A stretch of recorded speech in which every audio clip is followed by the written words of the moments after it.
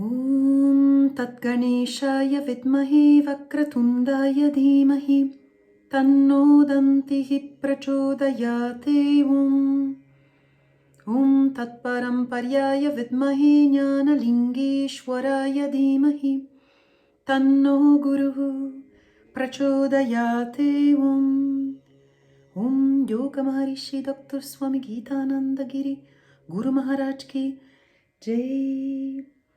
Yogena chittasya padena vacham malam sharirasya cha vaidyakena yopakarotam pravaram muninam patanjalim pranjalir anatosmi.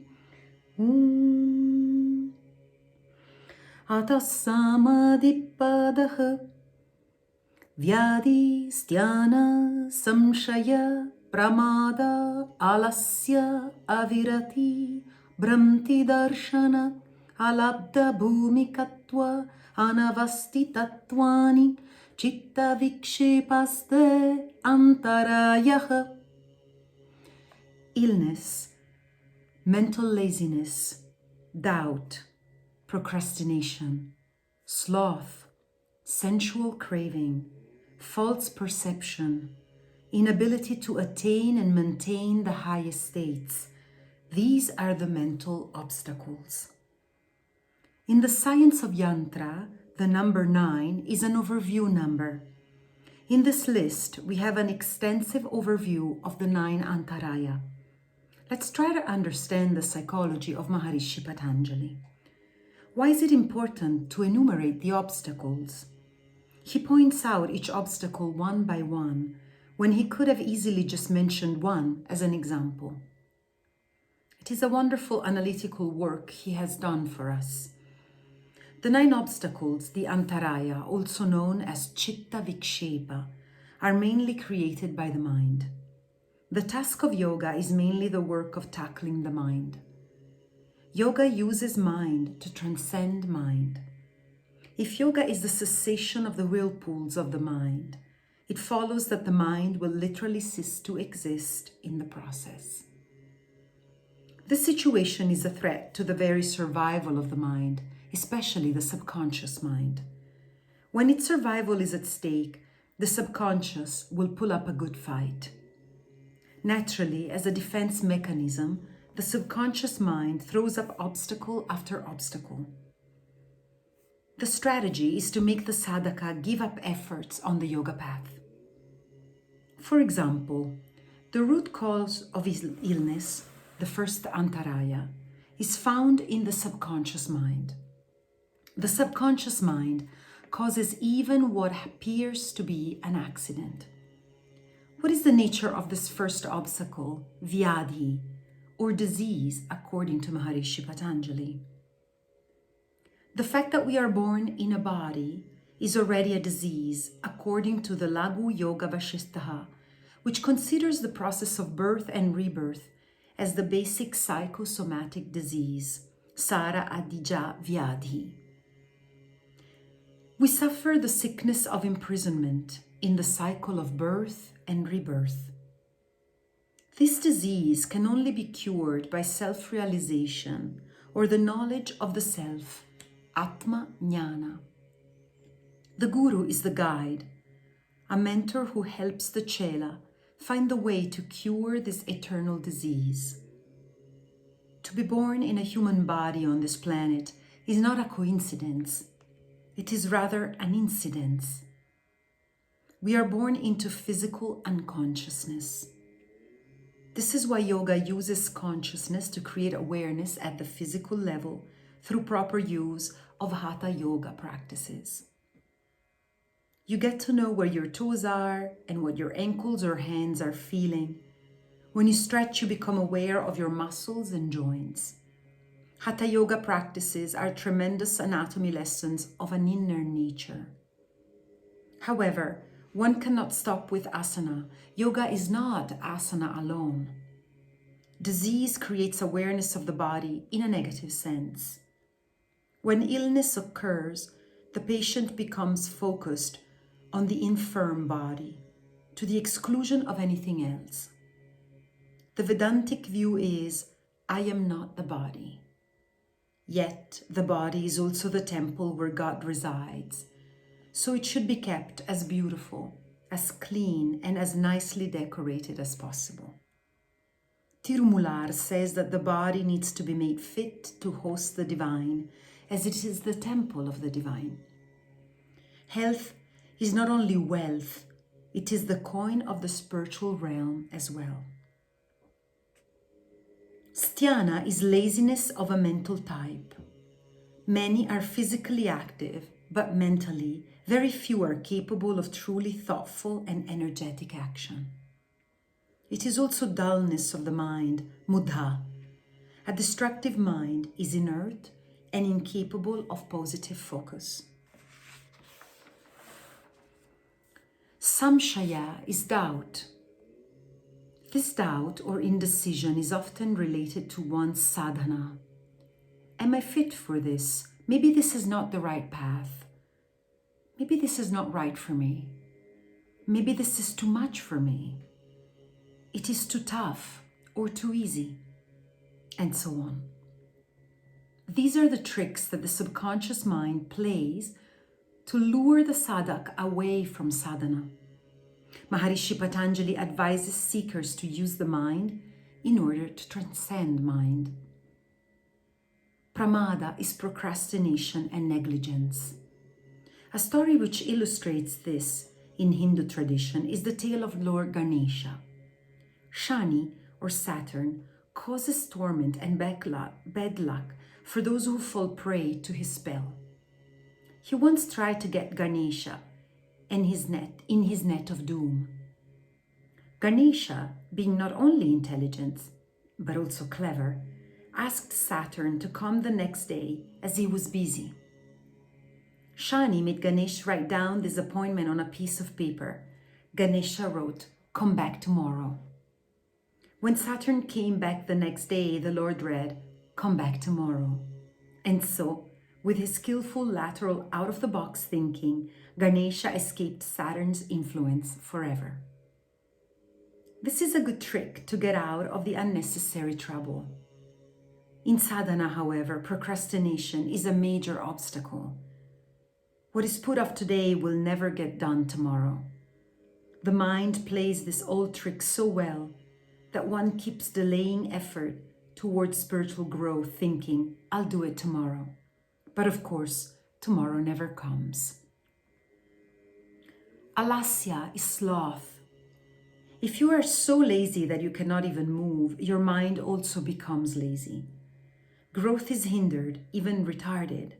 Alasya also implies a certain level of indifference and carelessness, which is dangerous to all spiritual aspirations.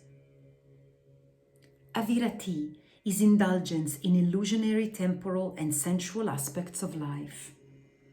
The mind becomes attached to such things and experiences which impede further progress. Virati implies a mind that is detached, whereas avirati is the opposite.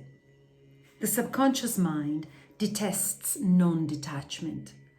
The mind rather feeds itself on attachment. The mind loves indulgence in the sensual moment. This is the opposite of pratyahara, where the sensory apparatus is brought under the control of the higher nature through a dispassionate withdrawal of the mind from the senses. Here, in avirati, the mind is totally lost in insatiable craving. Bhranti darshana are false perceptions and delusions.